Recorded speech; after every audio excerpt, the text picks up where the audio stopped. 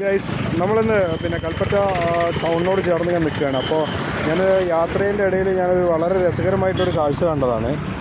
ഒരു ആരുമില്ലാത്തൊരു സാധു, ഒരു മാനസികമായിട്ടുള്ള വെല്ലുവിളികൾ നേരിടുന്ന ഒരാളാണെന്ന് തോന്നുന്നുണ്ട്. അയാൾ ഈ സൈഡത്തെ പുല്ലൊക്കെ പറിച്ച് വൃത്തിയാക്കുന്നൊരു കാഴ്ച ഞാൻ കാണിച്ചു തരാം നിങ്ങൾക്ക്.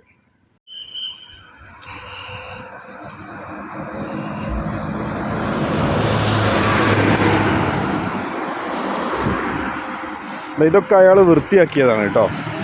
ഈ പുല്ലൊക്കെ ഇപ്പോൾ ഈ പറിച്ച് ഈ വ്യക്തി വൃത്തിയാക്കിയതാണ്. ആരുമില്ല, മാനസിക വെല്ലുവിളികൾ നേരിടുന്ന ഒരു പാവം ആളാണ്. ഇത് കണ്ടോ, ഇത് അയാൾ എന്താണ് ഇതൊക്കെ വൃത്തിയാക്കുന്നത്? എന്താണ്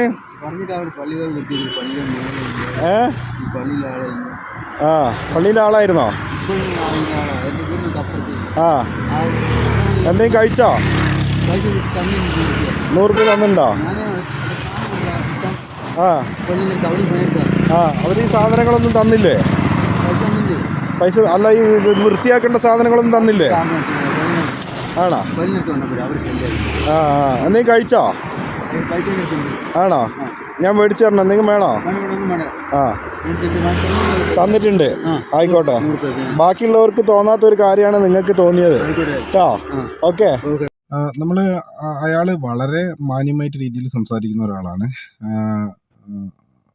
അയാളോട് ഞാൻ ഭക്ഷണം വേണോ എന്ന് ചോദിച്ചപ്പോൾ ഭക്ഷണം വേണ്ട, എൻ്റെ അടുത്ത് ഒരു 100 രൂപയുണ്ട്, ഞാൻ അതുകൊണ്ട് കഴിച്ചോളാം എന്ന രീതിയിലാണ് സംസാരിച്ചത്.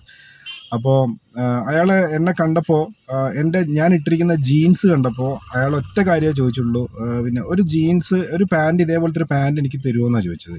പഴയത് മതി, ഒരു പാൻറ് എനിക്ക് തരുമോയെന്നാണ് ചോദിച്ചത്.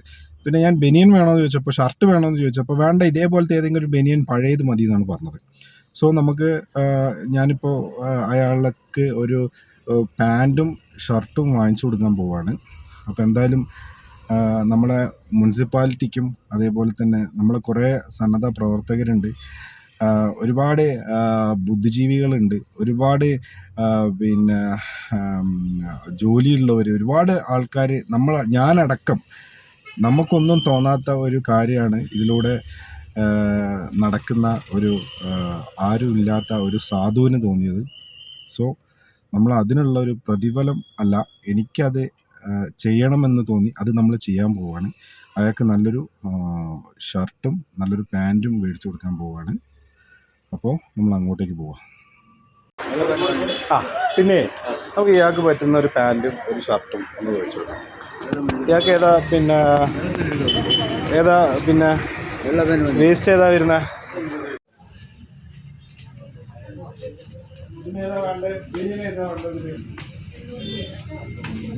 ഇത് വേണോ, ഇത് വേണോ, ഇത് വേണോ, ഏതാ വേണ്ട? ഇതാണോ?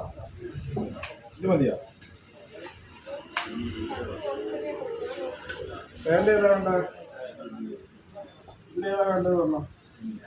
ഇത് മതിയോ? ഇപ്പോൾ ഇട്ടിട്ട് പോകണ്ടോ അതോ പുല്ലുപണിയുണ്ട്? അപ്പോൾ ഇതും വാങ്ങട്ടെ, പാക്കാക്കട്ടെ?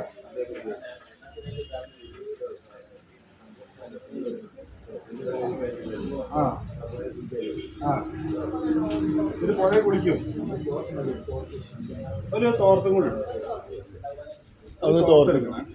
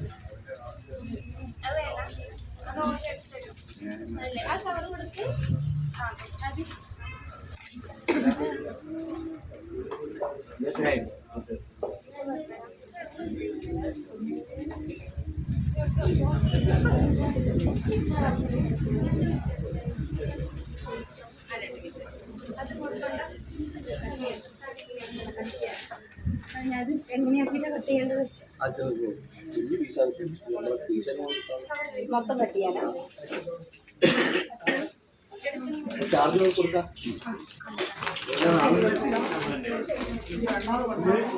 പാൻറ്, ബനിയൻ, തോർത്ത്, ഷെഡ്ഡി, ഇത്രയും കാര്യങ്ങളുണ്ട്. പുല്ല് പറിച്ചിട്ട് കുളിച്ചിട്ട് എന്തെങ്കിലും ചെയ്തോ. ഹാപ്പി ക്രിസ്മസ് കേട്ടോ. നല്ലൊരു കാര്യമാണ് നിങ്ങൾ ചെയ്തത് കേട്ടോ. മറ്റുള്ളവർക്ക് തോന്നാത്തൊരു കാര്യമാണ് നിങ്ങൾ ചെയ്യുന്നത് കേട്ടോ. അതിന് വേണ്ടിയിട്ടാണ് നിങ്ങൾക്ക് ഭക്ഷണം വേണ്ടെന്ന് പറഞ്ഞിട്ടാണ് ഞാനിത് മേടിച്ചത്. എൻ്റെ ജീൻസിന് വേണ്ടിയിട്ടാണ് നിങ്ങൾ ചോദിച്ചത്. ഒരു ഷർട്ടും പാൻറ്റും മതി കേട്ടോ. പഴയത് മതി എന്നല്ല പറഞ്ഞാൽ പുതിയതായി കേട്ടോ. ഇരുപത്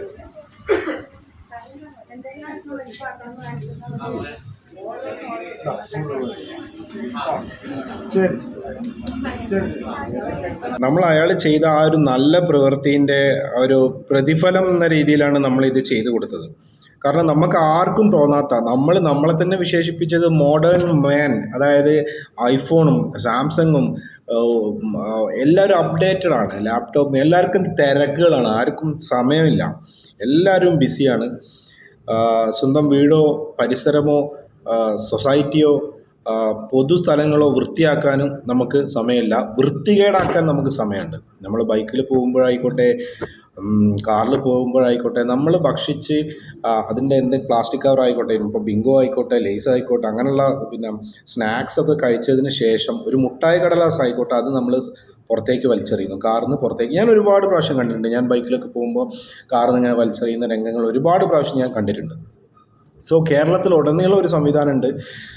വീടുകളിൽ ഏതൊരു പഞ്ചായത്തിൻ്റെയും ഏതൊരു മുനിസിപ്പാലിറ്റീൻ്റെയും കോർപ്പറേഷൻ്റെയും അണ്ടറിൽ ഹരിതകർമ്മസേനയുണ്ട്. മാസത്തിൽ 2 പ്രാവശ്യം, മാസത്തിൽ 1 പ്രാവശ്യം എന്ന രീതിയിൽ അവർ വീടുകളിൽ വന്ന് വേസ്റ്റ് ശേഖരിക്കുന്നുണ്ട്. ഇതൊക്കെ നമ്മളിപ്പോൾ പോകുമ്പോൾ കാറിൽ തന്നെ ശേഖരിക്കുക. നിങ്ങൾ വീട്ടിൽ കൊണ്ടതിന് ശേഷം നിങ്ങളത് ഹരിതകർമ്മസേന അതിൻ്റെ അവർ കളക്ട് ചെയ്യാൻ വരുമ്പോൾ ആ ഒരു ഇതിലേക്ക് കൊടുക്കുക, അല്ലെങ്കിൽ അത് ശാസ്ത്രീയമായ രീതിയിൽ സംസ്കരിക്കുക. ഇതൊക്കെയാണ് അതിൻ്റെ ഒരു നല്ലൊരു പ്രവൃത്തി എന്ന് പറയുന്നത്. ഇതൊക്കെയാണ്. സോ നമുക്ക് ആർക്കും തോന്നാത്തൊരു കാര്യം ഈ ഒരു വലിയൊരു മനുഷ്യന് തോന്നി. അയാളുടെ കണ്ടാൽ എല്ലാവരും അറയ്ക്കും. അയാൾ പോണ വഴികൾ ഞാൻ ശ്രദ്ധിച്ചു. അയാൾ പോണ വഴിക്ക് അയാൾ ആരും നോക്കുന്നില്ല. അയാൾ വരുമ്പോഴേക്കും ഒരു 2 സ്റ്റെപ്പ് എല്ലാവരും പുറകോട്ടേക്ക് നിൽക്കുക. ഈവൻ ഞാൻ ഡ്രസ്സ് വാങ്ങിക്കൊടുക്കാൻ വേണ്ടി അയാളെ ഇതിലേക്ക് കൊണ്ടുപോയപ്പോൾ, ആ ഷോപ്പിലേക്ക് കൊണ്ടുപോയപ്പോൾ അവിടുത്തെ സെക്യൂരിറ്റി അയാളെ ബ്ലോക്ക് ചെയ്ത്, നിങ്ങൾ അയാൾ തൊടുന്നില്ല, അയാൾ പുറത്തേക്ക് മാറി നിൽക്കുന്നതാണ് പറയുന്നത്. പിന്നെ ഞാൻ ഇടപെട്ടിട്ടാണ് അയാൾ ഉള്ളിൽ കയറ്റി ഇരുത്തി അയാൾക്ക് വേണ്ട ഡ്രസ്സ് നമ്മൾ മേടിച്ചു കൊടുത്തത്. എന്തായാലും അയാളുടെ ക്രിസ്മസ് ഒരു നല്ലൊരു രീതിയിൽ പോട്ടെ എന്ന് നമുക്ക് പറയാം. അതേപോലെ തന്നെ ആ ഒരു വ്യക്തി പോവാൻ തിടുക്കം കൂട്ടുക എങ്ങനെ, കാരണം എനിക്കത് പുല്ല് പറിച്ച് അവിടെ തീർക്കണം. അവിടെ പുല്ല് പറയുന്നുണ്ട്, പുല്ല് പറിച്ച് തീർക്കട്ടെ. അത് കഴിഞ്ഞിട്ട് പുഴയിൽ, അവൻ്റെ താഴെ പുഴയാണ്, പുഴയിൽ പോയി കുളിച്ച് വേണം പോകാൻ എന്നൊക്കെ പറഞ്ഞിട്ടാണ് അയാൾ പോയത്. നമ്മളോട് പറഞ്ഞത് ഭക്ഷണം വേണ്ട, എൻ്റെ അടുത്തൊരു 100 രൂപയുണ്ട്. പിന്നെ എൻ്റെ പാൻറ്റ് കണ്ടപ്പോഴാണ് അയാൾ പറഞ്ഞത് എനിക്കൊരു പഴയ പാൻറ്റ് മതി, ഒരു പഴയ ഷർട്ട് മതി എന്ന രീതിയിലാണ് അയാൾ പറഞ്ഞത്. പിന്നെ നമ്മളത് പുതിയത് തന്നെ വാങ്ങിച്ചു കൊടുത്തു. ഈ ഒരു നമുക്ക് പലർക്കും, നമുക്ക് ആർക്കും തോന്നാത്ത ഒരു കാര്യം അയാൾ ചെയ്തു.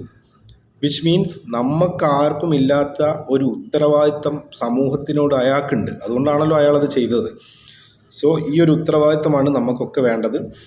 എല്ലാവരും പരിസരവും പ്രകൃതിയെ സംരക്ഷിച്ച്, പരിസരത്തിനെ സംരക്ഷിച്ച്, പരിസരത്തിനെ നിങ്ങൾ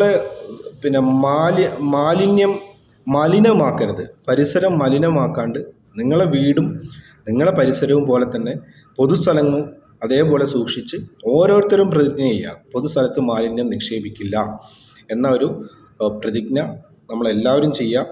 അങ്ങോട്ടേക്ക് മുമ്പോട്ടേക്ക് പോവുക.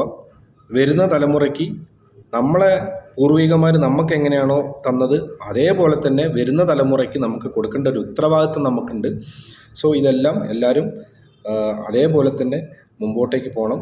പരിസരം മലിനമാക്കരുത്, പൊതുസ്ഥലത്ത് മാലിന്യം നിക്ഷേപിക്കരുത്, പ്രകൃതിയെ സംരക്ഷിച്ച് മുമ്പോട്ടേക്ക് പോവുക. എന്നാലോ ഒരു നല്ലൊരു നാളെ ഉണ്ടാവുകയുള്ളൂ എന്ന കാര്യം നമ്മളെല്ലാവരും ഓർക്കുക.